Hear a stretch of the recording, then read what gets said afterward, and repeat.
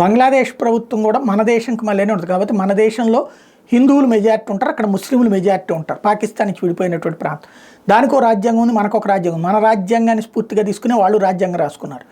మన దేశంలో ఏదైనా నిర్ణయాలు జరగాలంటే రాజ్యాంగానికి లోబడినే జరగాలి. బంగ్లాదేశ్లో కూడా అదే జరగాలి. అయితే రాజ్యాంగాన్ని పక్కన పెట్టి రాజ్యాంగాన్ని ఎబేయన్స్లో పెట్టి భారతదేశంలో కథ నడిపింది ఇందిరాగాంధీ. ఎమర్జెన్సీ పెట్టి రాజ్యాంగాన్ని పక్కన పెట్టినటువంటి పరిస్థితి చూసాం. ఇప్పుడు అట్లాంటి కథే కొత్తది చోటు చేసుకుంటోంది. ఏంటయ్యా అంటే ఎవరికి అర్థం కానటువంటి వ్యవహారం అన్నమాట. దాంట్లో విచిత్రమైనటువంటిది, ఏకంగా బంగ్లాదేశ్ కాన్స్టిట్యూషన్ రిఫార్మ్ చేసి పడేస్తున్నాడు. ప్రజల చేత ఎన్నికైన హసీనాని తరిమివేయించి తన స్వార్థపర శక్తులతో పాకిస్తాన్ తొత్తులతో కథ నడిపిస్తున్నటువంటి, అమెరికా అండతో కథ నడిపిస్తున్నటువంటి ఈ యూనస్ గాడి ప్రభుత్వం బంగ్లాదేశ్ రాజ్యాంగంలో ఉన్న సెక్యులర్ అనే పదాన్ని తీసేశాడనమాట.